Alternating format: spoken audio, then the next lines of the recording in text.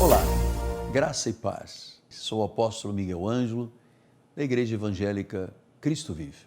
Eu quero compartilhar com você sobre a vida de pessoas que deram a volta por cima. Você sabe que há um mito que diz que há pessoas que vieram a esta terra já marcadas para sofrer, para serem fracassadas e derrotadas, e há pessoas que vieram a esta terra para vencer e para serem muito felizes. Isto é um mito. Você pode dar a volta por cima. Se você tiver Jesus no coração, se Ele for o seu Senhor e Salvador, não há, em hipótese nenhuma ou alguma, a possibilidade de você andar em círculos de sofrimento, achar que o seu sofrimento é um ganho para que as pessoas tenham piedade de você, misericórdia de você e compaixão. Deus não tem este tipo de vida para ninguém. Deus tem uma vida superior. Ele mesmo disse: os meus pensamentos são muito mais altos que os vossos pensamentos. Os meus caminhos mais altos que os vossos caminhos. E o profeta disse: eu é que sei que planos eu tenho para a vossa vida. São planos de paz. Não são planos maus. São para dar o fim que desejais. Então, nós estamos dentro de um aspecto vencedor de vida. Nós estamos do lado da vitória. Nós estamos do lado do triunfo. Nós estamos do lado do bom aroma de Cristo, nós estamos do lado da verdade, e quando há verdade, há libertação desses mitos que aprisionam a vida. E hoje eu quero lhe falar neste dar a volta por cima, que todos nós que temos Jesus, que somos salvos, todos nós vimos como Deus deu a volta por cima à nossa vida. Imagine você, eu tive 2 anos em 3 hospitais militares, 20 cirurgias, andei de cadeira de rodas, andei de muletas. Muitos irmãos de Portugal me conheceram nessa fase jovem. E eu estou aqui hoje como apóstolo pelas misericórdias do Senhor. Mas eu quero lhe falar de um dos testemunhos mais incríveis da Bíblia Sagrada, que é a conversão de Paulo. Você sabe que Paulo tinha credenciais, tinha raça, tinha dinheiro, tinha posição social, tinha fama, tinha autoridade. Você veja, ele disse que consentiu na morte de Estevão. Ele mandava aprisionar as pessoas, mandava matar as pessoas, era um perseguidor da igreja. E ele jamais na vida imaginava que Deus tinha um plano muito melhor, muito maravilhoso, um plano de vida que o levaria à eternidade. E ele diz assim em Filipenses, capítulo 3, circuncidado ao 8º dia, da linhagem de Israel, da tribo de Benjamim, hebreu dos hebreus, quanto à lei, fariseu, quanto ao zelo, perseguidor da igreja, quanto à justiça que há na lei, irrepreensível.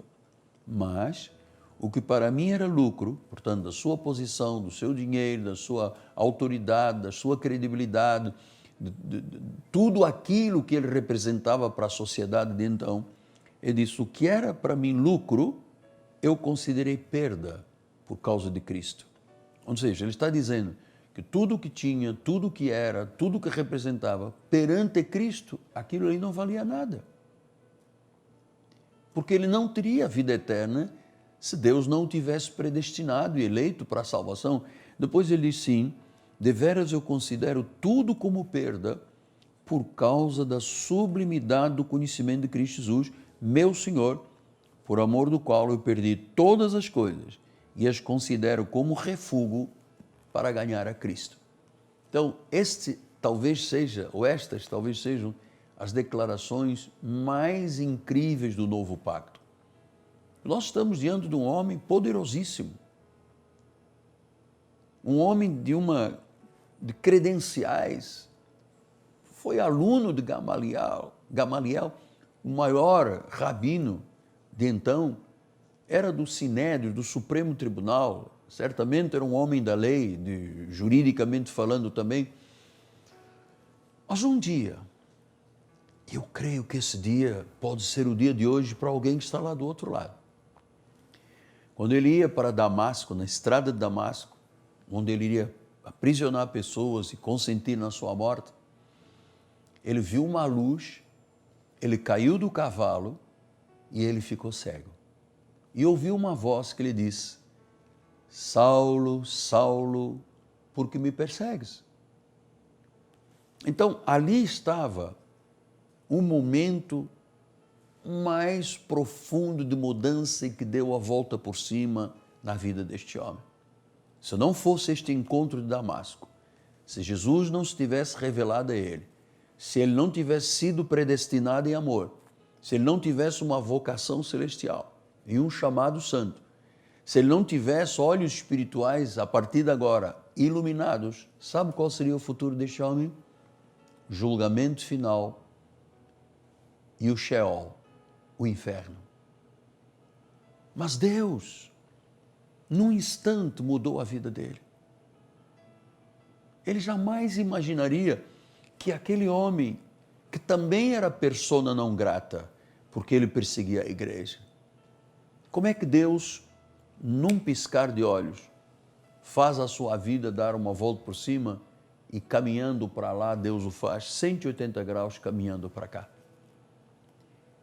E ele disse: olha, eu era um homem muito importante, diz ele, hebreu dos hebreus, da tribo de Benjamim, circuncidado ao 8º dia, da linhagem de Israel, hebreu dos hebreus, fariseu. Então ele achava que pela sua raça, pelas suas credenciais, pela sua fama, pelo seu poder e pelas obras que ele fazia em prol do judaísmo, que lhe estava garantida a eternidade. Por maior que seja a posição social, por maiores que sejam as credenciais, por maior que seja a fama, a riqueza, o dinheiro, a posição social, sem Jesus Cristo, isto é refúgio, porque tudo passa. Os grandes desta terra, pelo menos até 50 anos atrás, já passaram. Reis morreram, rainhas morreram, presidentes morreram. E o que deixaram? Nada, uma cripta ou um mausoléu. Era isso que Paulo achava. Ele achava que pelas credenciais ele era salvo. Até que descobre, por revelação, que a sublimidade, esta é a palavra que eu quero deixar com você, a sublimidade do conhecimento de Cristo ultrapassava em muito tudo aquilo que ele representava. Eu volto a dizer, veja, circuncidado, da linhagem de Israel, da tribo de Benjamim, hebreu dos hebreus, quanto à lei fariseu, quanto ao zelo perseguidor da igreja, quanto à justiça que há na lei irrepreensível.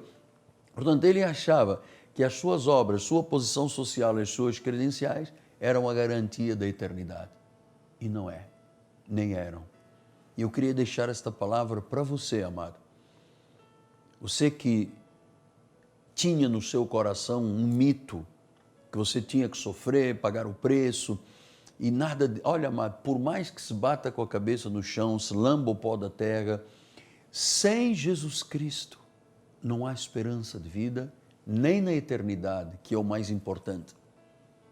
Então, entregue a sua vida a Jesus, conheça-o, porque a sublimidade do conhecimento de Cristo é que nos dá a força, a autoridade de dizermos: sou salvo. E uma vez salvo, eu sou salvo para sempre. Eu fui redimido pelo sangue de Cristo, eu fui justificado pelo seu sacrifício. Eu tenho um novo nascimento, as coisas velhas passaram, tudo se fez novo. Então, a sublimidade do conhecimento de Cristo faz-nos imaginar que a coisa mais importante da vida, o resto, amado, é refúgio. Ninguém leva para a eternidade a sua casa, o seu carro, as suas joias, a sua fama, o seu dinheiro, a sua credibilidade, as suas credenciais. Nada disto. É refúgio. É Cristo a razão da vida. É Cristo a razão da vida. Graça e paz.